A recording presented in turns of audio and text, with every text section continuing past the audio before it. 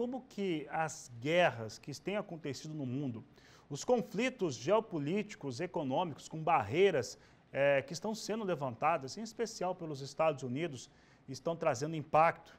Como que a relação Estados Unidos e China e todos esses outros fatores que você tem, além de outros que ficaram de fora, eles podem interferir, trazer algum tipo de impacto para as exportações do agronegócio brasileiro. Estes temas foram tratados em uma entrevista que foi realizada com o Dr. Marcos Yankee, do INSPER, que conversou com o repórter Paulo Andrei em Bento Gonçalves. Confira. E o assunto agora são os impactos da nova geopolítica no agro brasileiro. O que a exportação nacional pode sofrer com as taxas impostas pelos Estados Unidos e como o mercado da China se torna um aliado ou inimigo nessa situação. O tema da geopolítica voltou à tona, né? Parecia que ele tinha desaparecido nos tempos que a gente construiu grandes instituições, regras do jogo internacionais e principalmente nos 20 anos do período da grande globalização, quando a China entrou para a OMC, quando a gente teve vários acordos comerciais no mundo. De repente, a partir de 2010, a coisa vira. E a gente vê guerras acontecendo no centro da Europa, no Oriente Médio, a gente vê todo o problema climático global, a gente vê todas as questões ligadas, por exemplo, à polarização, a questão de migrações, né?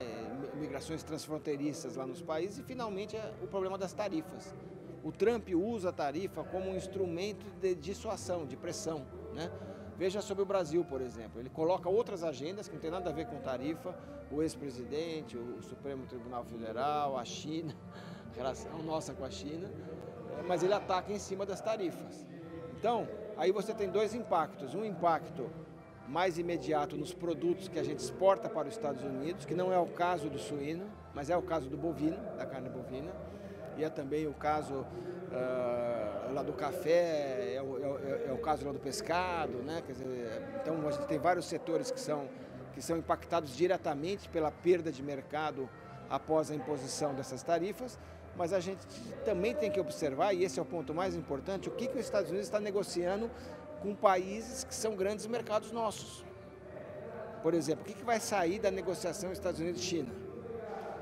Vai sair algum tipo de preferência para o produto americano em relação ao nosso produto? Então é super importante acompanhar isso. Então o mundo está mais bicudo, o mundo está mais cheio de problemas hoje político-ideológicos, de guerras e de conflitos. A gente tem que se preparar para isso. E eu acho que uma coisa importante é que cada setor se organize melhor para lidar com o mundo onde as regras estão mudando. Imagina um jogo de futebol que não tem juiz, não tem regra e não tem placar. Vai virar uma bagunça. Nós estamos caminhando um pouco para isso, certo? Regras que rompem completamente com tudo que se acordou nos últimos 80 anos. Então, como é que a gente fica nisso? A gente tem que fazer o diálogo no mundo inteiro para acesso ao mercado. A gente corre o risco de perder mercados, né? De ter aí pressões que são pressões que vêm desse novo jogo que está sendo colocado aí pelo Trump, né? Então eu acho que a gente tem que se organizar melhor, tem que pensar uma estratégia e principalmente tem que negociar, né? O maior problema, a maior crítica que se faz hoje é que o Brasil não se preocupou com esse problema das tarifas lá do Trump desde o começo, não foi a Washington, não estabeleceu canais. E, de repente, a gente ganha uma tarifa de 50% e fica todo mundo feito barata tonta, né? Então, a gente precisa fazer esse trabalho, eu entendo, e esse trabalho tem que ser feito pelas associações, pelas cooperativas, pelos sindicatos, né? Tem que ser feito em articulação com o governo, porque, senão, quem vai pagar a conta disso são os exportadores.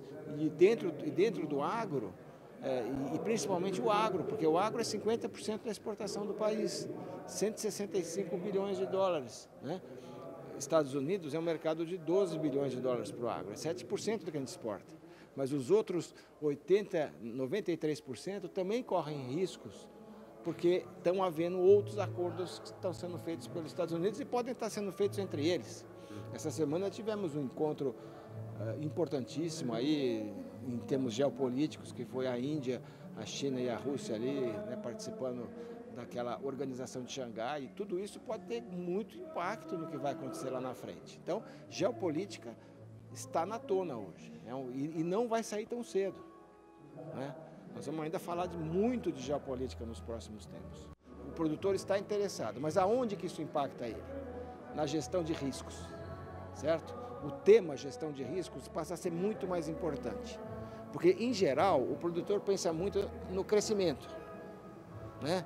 Eu preciso aumentar a minha operação, eu preciso usar mais tecnologia, eu preciso aumentar a produtividade, né? Mas ele tem que olhar o retorno também do negócio dele, que pode ser bom num ano e ruim no outro, e os riscos que estão em torno do seu negócio.